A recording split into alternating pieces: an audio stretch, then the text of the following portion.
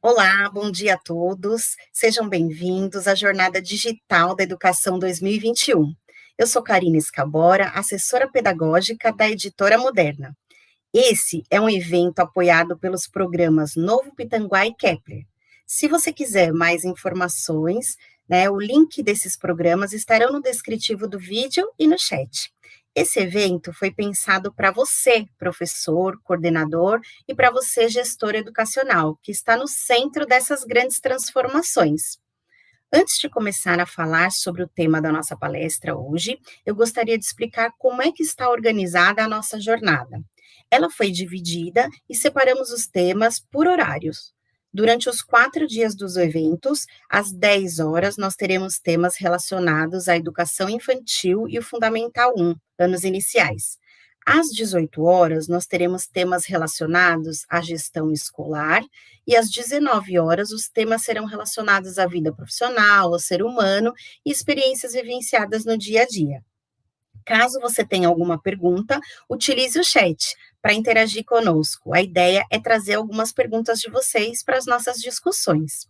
Fique ligado. Ao longo da formação, aparecerá na tela e no chat o link para gerar o seu certificado. E aí, agora, para falar sobre esse tema tão importante, que é alfabetização na educação infantil, eu vou apresentar a nossa palestrante, que é a Maria José de Nóbrega. Formada em língua e literatura vernáculas pela PUC São Paulo, com mestrado em filologia e língua portuguesa pela USP, atuou em programas de formação continuada junto ao MEC, a Secretaria Estadual de São Paulo e a Secretaria Municipal de Florianópolis e de São Paulo. Atualmente, além de assessorar várias escolas particulares de São Paulo, é coordenadora dos projetos de leitura da Editora Moderna e organizadora da série Como Eu Ensino, da Editora Melhoramentos. Professora do curso de especialização em formação de escritores do Instituto Superior de Educação Vera Cruz e do curso O Livro para Infância, Processos de Criação, Criação e Mediação Contemporâneos, na Casa Tombada. Então, para discutir hoje sobre essa temática, Mazé, seja bem-vinda, tudo bem? Obrigada, Karina. Tudo bem, sim. E um bom dia a todos. Que bom. Então, para começar a nossa discussão, para aquecer, eu trouxe uma questão que é bem polêmica, né? Sobre ensinar ou não as crianças na educação infantil. Existem diferentes concepções e o professor, sempre que pode, ele quer discutir sobre esse assunto. Mas como é que você vê essa questão da alfabetização nas crianças da educação infantil? Karina, eu acho que essa polêmica, ela coloca uma exclusão que é desnecessária. Essas posições antagônicas, elas não ajudam nem a priorizar a importância da brincadeira, nem a priorizar a questão do sistema de escrita. Então, se a gente pensar que nas sociedades urbanas as crianças brincam de algum modo, incorporando essas ações dos adultos, esses adultos também estão envolvidos com eventos de escrita. Portanto, quando a gente proíbe o educador, de alguma maneira, desenvolver atividades de escrita, a gente não está respeitando o processo de construção da criança e também está abrindo caminho para propostas que são inadequadas. Por exemplo, como fazer as crianças desenvolverem exercícios de coordenação motora, copiar sílabas ou palavras simples. Então, o que eu acho que a gente precisa entender é que as crianças na educação infantil precisam, sim, brincar, mas elas também precisam ter contatos sistemáticos com a leitura e a escrita. É isso que a gente chama de alfabetizar em um contexto de letramento. educação infantil e vai percorrendo aí a escolaridade, né? Isso. E aí, embora a gente possa se apoiar em várias experiências, em várias aprendizagens trazidas por todos os campos de experiência na educação infantil, o campo escuta, fala, pensamento e imaginação seria a forma mais consciente e intencional das crianças vivenciarem as experiências com as linguagens? E qual seria a relação desse campo com a alfabetização? Bom, se a gente for pensar no que a base propõe para a educação infantil, a gente vai ver que a ideia dos campos é promover um trabalho pedagógico articulado. Então, de alguma maneira, o que os campos fazem é borrar essas fronteiras que permitam a gente fazer qualquer tipo de aproximação com os componentes curriculares do ensino fundamental. Eu estou falando língua portuguesa, matemática, arte, geografia. Quando a gente pensa no modo como estão organizados os títulos dos campos de experiência, com longas listas, por exemplo, corpo, gestos, movimentos, traços, sons, cores e formas, não faz sentido eu falar, bom, que horas que agora é a hora da aula do eu, o outro e o nós? Não faz sentido isso. Então, se a gente pensar em todos os campos, de alguma maneira, o bom trabalho permitiria articular tudo isso de uma forma orgânica.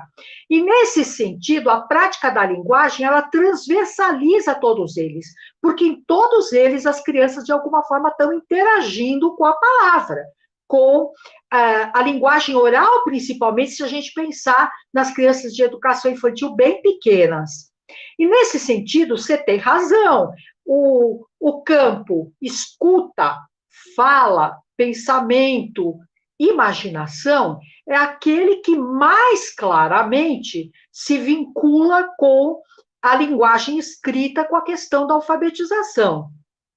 Agora, se a gente se debruça, e eu estou considerando principalmente os objetivos focados para as crianças pequenas, para o final da educação infantil, a gente vai ver que dos 9 objetivos colocados para essa temática, 8 são ligados a fazer com que as crianças experimentem situações de práticas de cultura escrita, de práticas de letramento.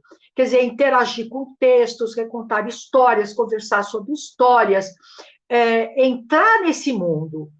É apenas o 9º, o último objetivo, que diz que as crianças devem levantar hipóteses em relação à linguagem escrita, realizando registros de palavras e textos por meio da escrita espontânea, é que a gente tem aí uma ligação mais clara com a questão de uma alfabetização numa concepção um pouco mais sistemática, de acompanhar o desenvolvimento da criança, de ver como é que ela evolui em relação às suas hipóteses, de maneira a atingir hipóteses cada vez mais elaboradas, de modo a que o ideal seria que ela concluísse a educação infantil já sacando que a escrita tem uma relação com a fala, que a escrita representa a fala, para que, nesse sentido, ela entrasse no 1º ano já conseguindo ter uma escrita silábica, ou melhor ainda, uma escrita silábica com valor sonoro, porque isso tornaria o trabalho do 1º ano muito mais suave, muito mais leve, permitindo que as crianças sigam no processo de viver a sua infância, porque uma criança do 1º ano não deixa de ser criança. É interessante que o último agrupamento é crianças pequenas. Então, elas continuam crianças. É isso que a gente precisa ter essa ideia, mesmo quando pensa também nos anos iniciais do ensino fundamental, principalmente 1º e 2º. A Dejane Leitão, ela está fazendo um comentário aqui para você, dizendo que com certeza alfabetizar utilizando o lúdico é mais necessário mantermos o mundo letrado com eles. Então, ela fez esse comentário em relação às nossas observações. E a Luana Nóbrega pergunta para a gente como desenvolver as atividades à distância para a alfabetização. Quando a gente está pensando nas questões à distância, certamente a educação infantil é um dos segmentos que, de alguma maneira, mais foram impactados, ou seguramente o segmento mais impactado pela pandemia, por essa perspectiva de precisar fazer o ensino remoto de caráter emergencial. Então, eu acho que ao longo de 2020, principalmente, a gente foi aprendendo muitas coisas a respeito dessa relação da criança com a tecnologia. Em primeiro lugar, a gente aprendeu que é importante enviar vídeos curtos ou ter interações curtas pela internet, porque a gente sabe que as crianças pequenas não devem passar muito tempo em frente às telas. A outra coisa que a gente também aprendeu em 2020 é que a gente precisa pensar em atividades factíveis e atividades possíveis que as crianças possam desenvolver com os materiais que têm em casa e com a mediação de um adulto que a gente sabe que não é profissional. Acho que se tem uma coisa que a gente aprendeu, e eu digo a gente do ponto de vista da sociedade, acho que os pais aprenderam que a docência é uma atividade profissional. Que eu acho que as pessoas vão sair dessa pandemia com um pouco mais de respeito para o trabalho dos educadores. É uma experiência profissional. E quem está em casa não é necessariamente um educador. Então, nesse sentido, a gente aprendeu isso também. Outra coisa que a gente provavelmente aprendeu é tentar aproximar formas de trazer a criança para a escola, mesmo à distância. Por exemplo, em compartilhando áudios com as canções que marcavam a rotina, a hora da entrada, a hora do lanche, a hora da saída, enviando fotos do espaço escolar, para que as crianças possam conversar sobre a escola com as suas famílias, enviando fotos dos profissionais da escola, ou até mesmo pequenos vídeos em que eles mandam mensagens. E eu estou falando da professora, da recepcionista, dos cuidadores, da cozinheira, de todo mundo, para que, de alguma forma, esse vínculo afetivo continue permanecendo. Então, em relação. Agora, quando a gente pensa nessa articulação com o presencial, eu acho que o presencial é o momento que a gente precisa priorizar de todas as maneiras essa ideia do brincar com o outro, do brincar com outras crianças, da interação, das trocas, de tudo aquilo que a gente não consegue fazer quando a gente está dentro de uma perspectiva de ensino remoto. E uma questão que as professoras sempre colocam agora com a pandemia é que elas receberão alunos, né, com um nível de aprendizagem muito diferenciada, que a heterogeneidade vai ser muito mais acentuada, principalmente no que se refere às hipóteses de escrita. E assim sendo, como é que a gente consegue encontrar uma unidade em meio a essa diversidade que vai sendo aflorada nas nossas salas de aula? Olha, Karina, eu acho que essa questão da diversidade é uma questão que está presente na escola, está presente nas práticas sociais. Isso porque a gente sabe que as pessoas são diferentes. A heterogeneidade, ela é constitutiva dos sujeitos, né? As pessoas são mesmo diferentes. Então, uma coisa que eu acho que é importante a gente considerar é que, com ou sem pandemia, tanto faz, o importante é a gente pensar na escola como é que a gente trata a diversidade? A gente trata são trocas e da interação. Agora, em relação à alfabetização especificamente, a escola ela precisa lidar com esses diferentes ritmos de desenvolvimento da criança em relação à escrita. Por exemplo, tentar acelerar o processo e discriminar as crianças que não conseguem se alfabetizar, não vai ajudar de modo nenhum essas crianças a avançarem.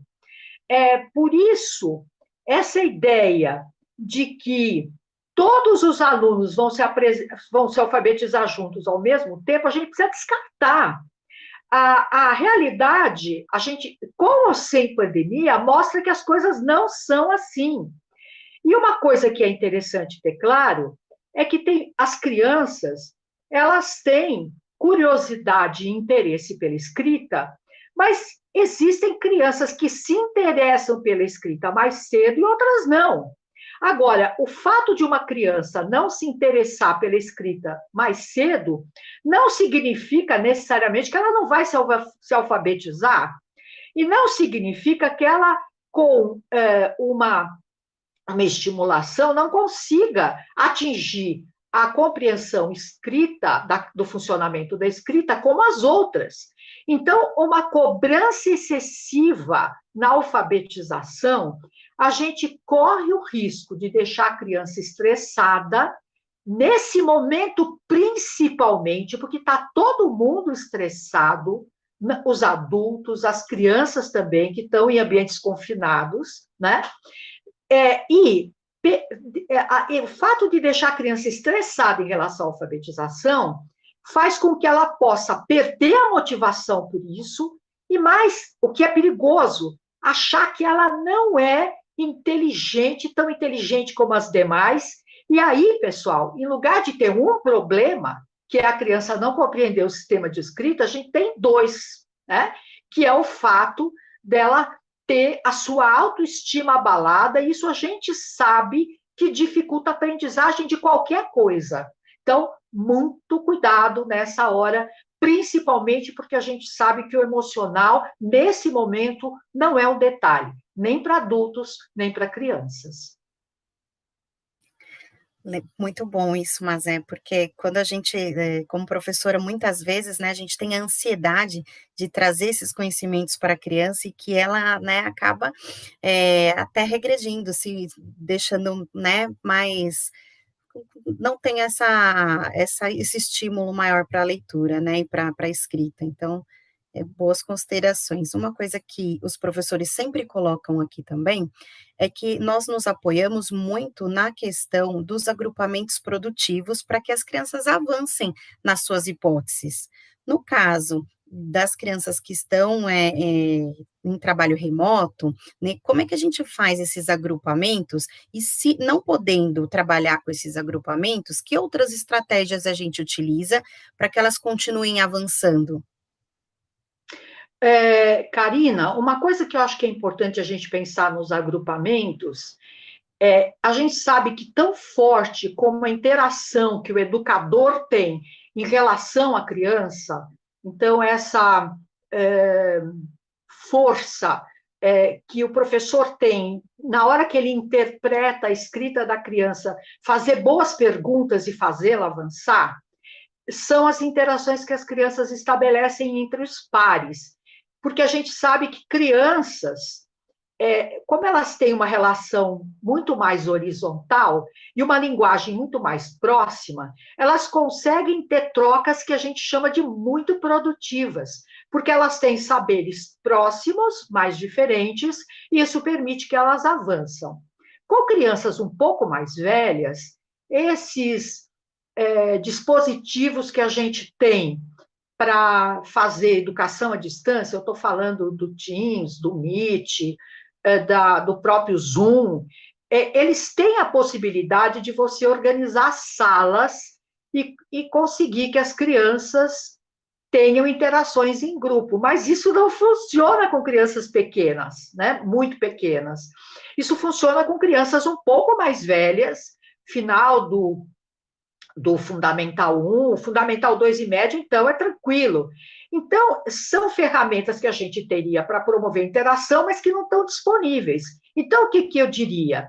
Como a nossa realidade agora é viver uma educação combinada, em que a gente tem, ora, o ensino presencial e ora o remoto, é aproveitar quando a gente está no ambiente da própria escola, usar e abusar das interações. Não só das interações entre as crianças, mas também da interação entre o adulto, professor, que faz boas perguntas para a criança, vai fazendo intervenções no texto que ela produz e permite que ela avance. Claro que isso a gente sempre pode resolver na parte do professor, quando a gente pede, por exemplo, para as famílias filmarem algumas produções e a gente consegue ter ideia do que está acontecendo, mas não é a mesma coisa, porque a gente sabe que com crianças bem pequenas, essas escritas espontâneas que eles produzem são pensamentos que eles têm durante a própria produção. E quando a gente afasta no tempo o produto o texto das intervenções, o efeito não é o mesmo. Então, a intervenção bacana é aquela que a gente acompanha o processo da criança. Então, na hora que a gente está planejando, a gente precisa considerar muito bem isso. Quer dizer, as aulas presenciais, o privilégio total precisa ser, em primeiro lugar, para a própria brincadeira, as crianças precisam dessa interação, e segundo, aproveitar a presença para formar os agrupamentos e permitindo as trocas e também para favorecer a intervenção do educador. A Beatriz Nascimento e a Márcia Ribeiro estão representando aqui um grupo de professores que estão colocando as perguntas sobre metodologia. Qual seria a melhor metodologia, o melhor método para alfabetizar essas crianças? Eu acho que quando a gente pensa em metodologia, a gente volta bem lá para trás, para o final do 19, começo do 20, do século 20, quando as discussões estavam focadas exatamente em compreender quais eram as metodologias mais eficientes.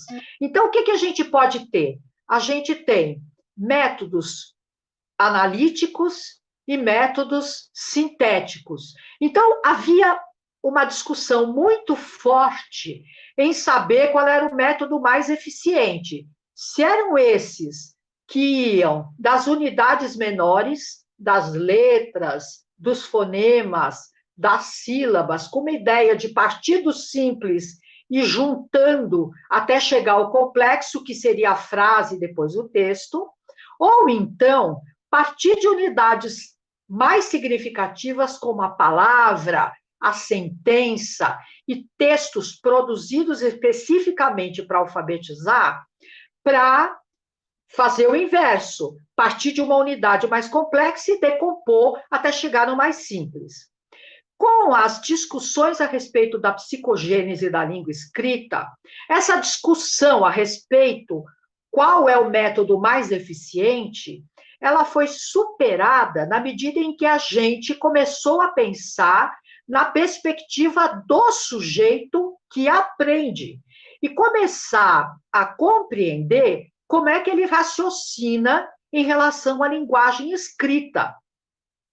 E nesse sentido, quando a gente fala em método hoje, a gente não está falando em adotar ou o silábico, ou o método da palavração, o método da sentenciação, ou fonológico, ou seja lá que método for. Essa não é, a meu ver, a discussão. Mas a minha discussão é: não se ensina sem método. Mas o que eu estou entendendo por método?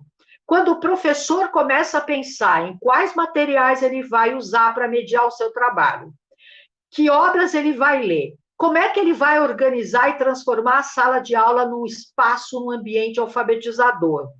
Como é que ele vai acompanhar o desenvolvimento das crianças? Como é que ele vai organizar os agrupamentos produtivos? Como é que ele vai organizar a sua rotina? De que maneira ele vai organizar o seu acompanhamento de modo a ter dados para avaliar o desenvolvimento de cada criança?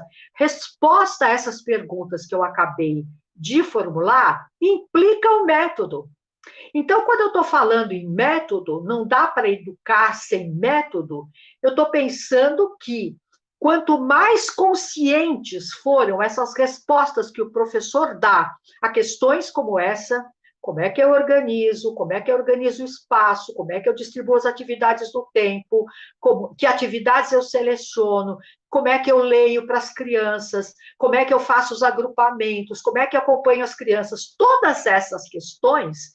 Quanto mais informado ele está, quanto mais conhecimento prévio ele tem sobre esses temas, mais redondo está para ele qual é o método. Não o método imposto de fora, mas o método construído a partir da experiência docente dele como profissional e da escola como um grupo coeso que pensa essas questões. Não como uma prática, né, aplicada, né, como uma teoria aplicada, mas como uma prática mais fundamentada. Acredito. Karina, não é exatamente, porque assim, nas duas situações, acho que a gente espera que as nossas decisões sejam embasadas em teorias. Mas uma boa teoria, ela ilumina a prática. E uma prática bem consciente provoca questões para a gente buscar mais informação na teoria. O que eu estou querendo dizer é que a gente não precisa escolher um método, que são esses métodos que ficaram lá para trás, no começo na primeira metade do século XX, nas disputas entre os métodos, e que a gente pode superar essa discussão. Aliás, a gente já imaginava que ela estivesse superada, né? Então, é nesse sentido que eu estou falando. Agora, a gente precisa ter clareza na escola, e cada um como profissional, qual é o método que orienta as suas decisões, porque é isso que a gente está chamando de metodologia. Questões, pedindo para que você fale um pouquinho sobre a questão dos gêneros. Quais são os gêneros mais adequados para o trabalho na educação infantil? Quando a gente está pensando em gêneros, eu acho que os primeiros que me vêm à memória são os gêneros que a nossa própria cultura destina à infância. E aí eu estou falando principalmente dos gêneros que acompanham a brincadeira, então as parlendas, que acompanham as próprias brincadeiras. Então você tem parlenda para escolher quem vai brincar, você tem parlenda que marca o ritmo da própria brincadeira, enfim. As cantigas de roda, todos esses gêneros, as trava-línguas, adivinhas, todos esses gêneros da cultura oral popular. A característica desses gêneros é que eles são inversos. Então, eles favorecem a memorização, como as crianças da educação infantil. Essa memorização ela aconteceria primeiro no oral, no próprio, para fazer a cantoria, para fazer a brincadeira, e depois, aos poucos, as crianças podem ir compreendendo que aquilo que se fala também aparece escrito, conseguindo fazer o ajuste do falado ao escrito, com o professor apontando que aquilo que a gente recita, aquilo que a gente fala, está ali escrito. Então, essa é uma dimensão. Todos os textos que a gente sabe de cor. Outra entrada é a própria literatura infantil.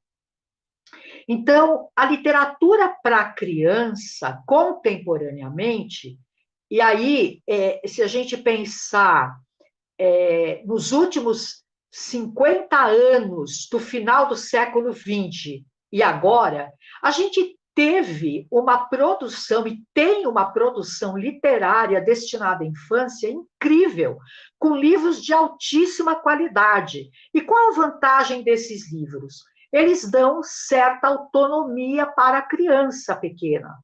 Então, o fato deles serem fartamente ilustrados e de serem gêneros híbridos, no sentido de que a linguagem escrita está em diálogo com a linguagem visual, a criança, ela pode, folheando o livro, fazendo uma leitura da imagem, conseguir até mesmo, sem a mediação do adulto, atribuir sentido àquele material. Quando o adulto lê, a gente tem exemplos incríveis de crianças muito pequenas folheando as páginas e dizendo o texto, às vezes de cor, ou às vezes muito próximo daquilo que está escrito, com um prazer enorme nisso. E eles são exigentes. Quando a gente tem crianças em duplas, uma lendo para a outra, se alguma coisa sai fora do tom, o outro parceiro cobra. E é muito bacana ver isso. Então, a literatura é um outro caminho. Então, estimular as crianças, mesmo sem saber ler, a ler fazendo esse entendido como atribuição de sentido é importantíssimo. E a outra coisa também, além dos textos que as crianças sabem de cor e desse universo da literatura para a criança, é também a gente pensar em proporcionar às crianças situações em que elas tenham convívio com outros gêneros e outros suportes textuais. Então, hoje a gente já tem jornais destinados às crianças pequenas. Eu estou falando do Joca, estou falando da Qualé, que são jornais, a Qualé mais tem um formato de revista, com notícias para os pequenos. Então, de repente, ter esses materiais na sala, ter um cantinho com diferentes suportes, para eles entenderem o que aparece escrito nesses textos e trabalharem com essa diversidade. A Tatiana Binho fala exatamente sobre isso, e ela diz que, mesmo à distância, é importante, né, contar histórias para as crianças. E nessa perspectiva também, a gente vem com a pergunta da Soraya, que fala para a gente sobre a questão das atividades permanentes na educação infantil.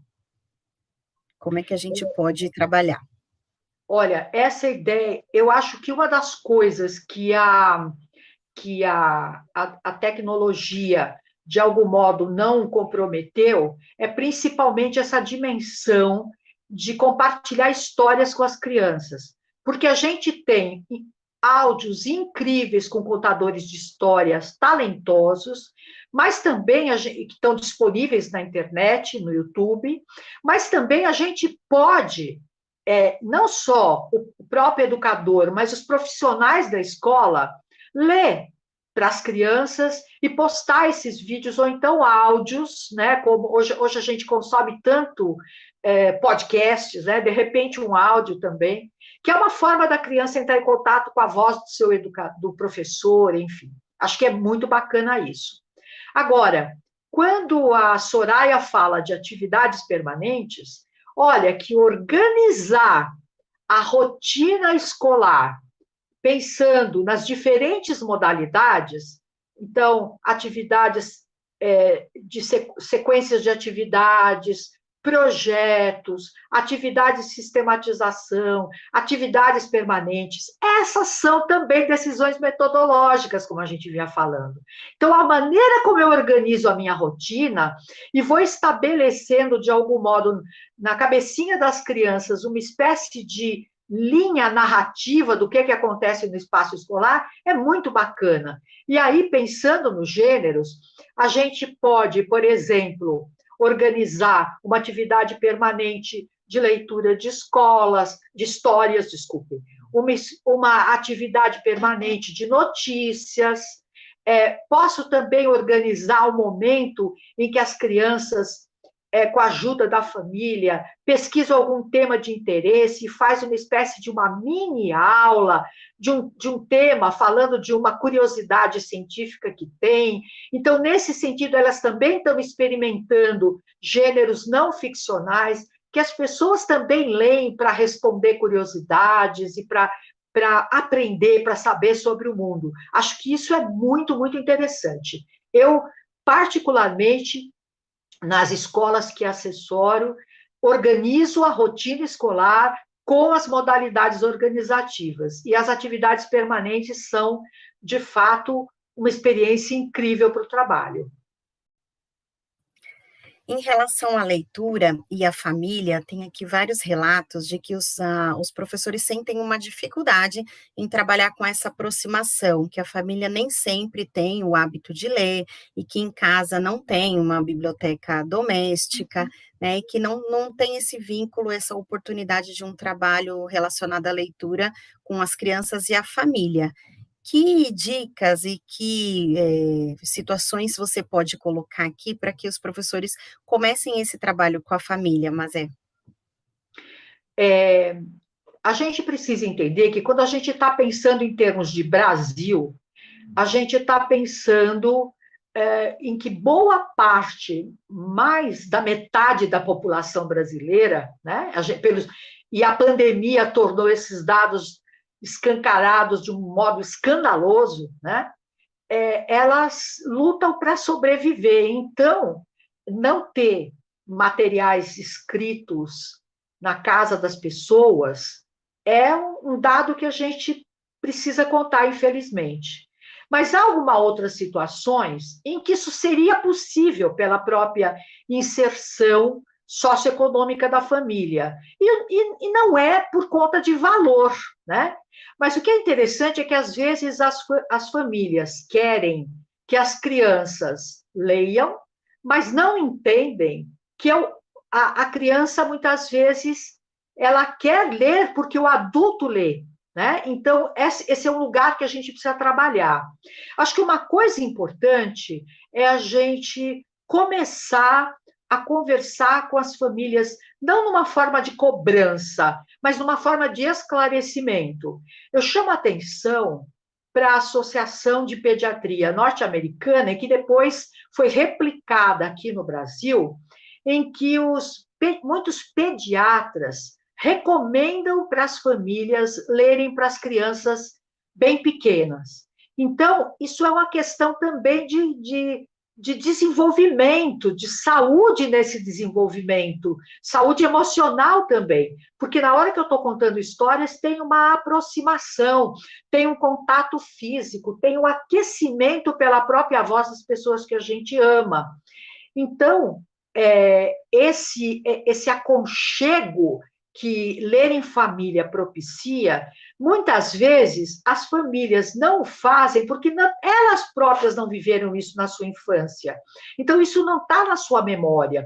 Então, começar a falar sobre a importância desses gestos, que ler para uma criança é um gesto de amor, faz sentido. A gente tem também, eu estou me lembrando daquele projeto do Itaú, que leia para uma criança, em que você pode, antes era receber, você podia escrever e recebia livros impressos, hoje você dá download nos livros. Quer dizer, começar a divulgar essas ações e estimular as crianças, aliás, os adultos a lerem para as crianças. E nesse sentido, acho que vale a pena também identificar quais são as famílias que já têm essas práticas e, em reuniões de pais, convidarem esses pais a falarem um pouco sobre essa experiência, ou convidarem um pediatra para falar sobre a experiência, ou a psicóloga escolar, ou uma psicóloga convidada, falar por que isso é importante. Porque acho que, às vezes, as pessoas não o fazem porque não viveram isso na sua infância, e se elas forem esclarecidas, certamente farão.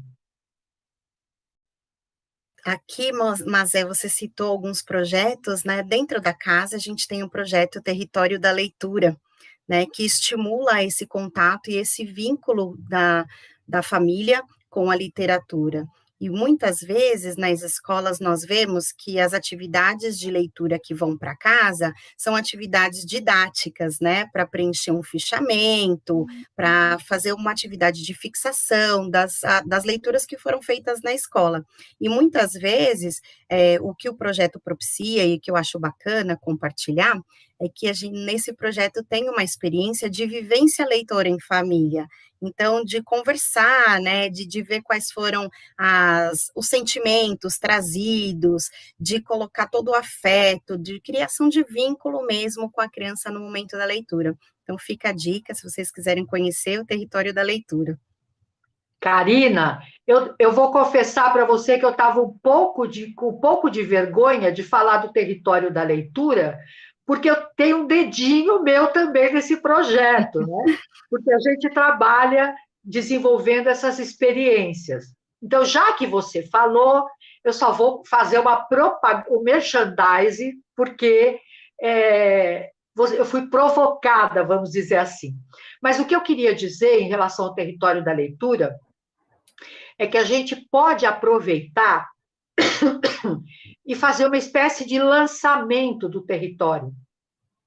Aquelas sugestões que eu falei a respeito de leitura em família, pode ser um momento que a gente, por exemplo, organize na escola, virtualmente ou presencialmente, porque agora a gente está nesse momento, mostre os livros, fale um pouco, convide alguém para falar, para fazer também um lançamento, porque muitas vezes as reuniões de pais são, às vezes, momentos em que as famílias são convocadas para uma espécie de cobrança, e não há nada mais chato do que a cobrança, principalmente no momento que a gente já está tão estressado com perda financeira, estressado com a jornada de trabalho, quando é possível ser em home office e o que ela significa, mas quando não é possível, o que ela significa também, o medo de ser contaminado, tudo isso não é fácil. Então, eu acho que em lugar de cobrança, a gente poderia ter um lugar de um depoimento, de uma coisa mais positiva que envolva as famílias. É isso, embora o território não seja um projeto voltado para a educação infantil, toda a escola sendo um território da leitura, a educação infantil também está junto, né? E queria deixar aqui um relato para vocês também, que eu criei e participo de um grupo de mães leitoras, e a gente coloca intenções literárias, né, faz indicações e compartilha experiências. E isso é sempre muito bacana, porque traz sempre um conforto, uma questão, né, de a gente estar junto, de pertencer a um grupo. E isso tem trazido também muitas contribuições para as crianças em fase de alfabetização. A literatura sempre é uma ferramenta que ajuda muito na questão da alfabetização, principalmente, como a Mazé colocou aqui, na educação infantil. Sem dúvida, Karina. E essa ideia que você traz, hoje em dia, a gente nota que tem crescido muito esses grupos de leitores, esses clubes de leitores. Então, de repente, estimular isso na escola é uma coisa muito interessante. Eu me lembrei de um projeto que foi desenvolvido numa escola que eu assessorava um tempo de educação infantil, que era a cada. Eu não me lembro agora se ele era quinzenal, mas se convidava um familiar para vir à escola ler para as crianças. Então, essa ideia era muito, muito esperada pelas crianças, principalmente pela criança que via o seu avô, ou a sua mãe, ou seu pai, o tio, ler um livro para os demais colegas. Então, isso hoje, gravar um vídeo lendo uma história é uma coisa possível. Eu acho que tem diferentes formas divertidas, não precisa todo mundo participar, mas alguns participando, você vai criando uma rede, né? E isso é muito bom. Bacana aqui. Antes das considerações agora finais, mas da nossa, né, da nossa convidada, eu gostaria de lembrar, gente, que sempre a Moderna traz novidades e soluções pensadas para suprir as particularidades da realidade na escola. Então, aproveitem esses eventos, né, e os cursos de formação para professores que nós também estamos disponibilizando para as escolas adotantes e para os nossos materiais e nossa assessoria pedagógica. Caso você queira tirar alguma dúvida, como usufruir mais das vantagens do novo Pitanguá e também do Kepler, né, vamos deixar um link aqui no chat para que você solicite essa reunião com os nossos consultores comerciais. Mas então nós prosseguimos aqui, eu gostaria que você fizesse, então, considerações finais em relação a essa temática da alfabetização na educação infantil. Karina, primeiro eu queria dizer que foi um prazer, porque é um assunto que me encanta. Eu acho que não há nada mais bonito do que a gente acompanhar uma criança aprendendo a falar e aprendendo a ler e a escrever. E isso tudo está reunido nesse segmento da educação infantil, porque com as crianças bem pequenas, a gente vê como eles vão se desenvolvendo em relação à linguagem oral. E depois a gente acompanha com os primeiros passos que eles dão em relação à compreensão do sistema de escrita. Isso não é pouca coisa. Eu acho que os professores de educação infantil são bem-aventurados, exatamente por acompanhar esse processo de aquisição da linguagem que é tão bonito. Por outro lado, a gente sabe que esse é um momento muito duro. Eu acho que, inversamente a essa bem-aventurança, a gente tem a dureza que é lidar com esse ensino combinado, remoto e presencial na educação infantil. Mas vamos ter esperança de que a gente consiga ter dias melhores e que a gente, daqui a pouquinho, esteja todo mundo vacinado e a gente possa voltar para o contato físico com as crianças, que é tão bom. E eu queria agradecer muito ao convite da Editora Moderna e agradecer principalmente a atenção de todos aqueles que acompanharam a nossa conversa nessa manhã. E uma boa semana para todo mundo. Que bom, né, mas você falando, assim, me toca muito, me afeta, porque eu acho que a educação infantil, como professora, a gente tem o privilégio de entrar em contato com aquele olhar do inédito, né, da criança ver tudo como inédito, então a gente está ali e tem esse privilégio de participar dessa construção, desse conhecimento, dessa felicidade, né, porque tudo é tão mágico, tudo é tão bonito, né, para eles, e a gente tem esse papel de estar ali junto, né, nesse processo. E queria deixar também alguns recados importantes.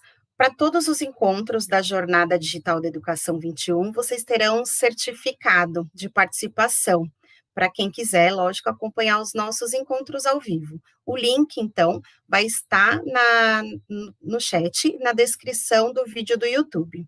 Também gostaria de lembrar que esse evento é uma ação dos programas Novo Pitanguá e do Kepler. Se vocês quiserem tirar alguma dúvida sobre esses projetos, preencha o formulário que está aparecendo no chat e fale com o consultor. No chat, na descrição do vídeo, também temos os links do Novo Pitanguá e do Kepler para mais informações. Então, agora vamos às despedidas. Vou pedir então para a Mazé dar um tchau para a gente e em seguida eu falo aqui com vocês. Tá bom, então, gente. Tchau, cuidem-se e saboreiem cada conquista dos pequenos. Mas muito obrigada aqui pela sua participação, foi enriquecedora. Também eu agradeço a oportunidade, né, de estar aqui nesse diálogo e encerrar o nosso painel, deixando alguns recados também importantes. E a gente chega ao fim, então, dessa primeira transmissão da Jornada Digital de Educação. Todos os dias, às 10 horas, nós teremos os temas relacionados à educação infantil e o Fundamental 1. E hoje nós teremos mais um encontro às 18 horas com Denis Drago e Leonardo Mendonça para discutir um pouco sobre planejamento e gestão e marketing escolar. Às 19 vai ter um super encontro com o Rossandro Klingen, conversando sobre autoconhecimento, e não percam, porque está muito bom. Obrigada a todos que participaram aqui com a gente hoje. Espero vocês nas próximas lives. Tenham todos um excelente dia. Até mais.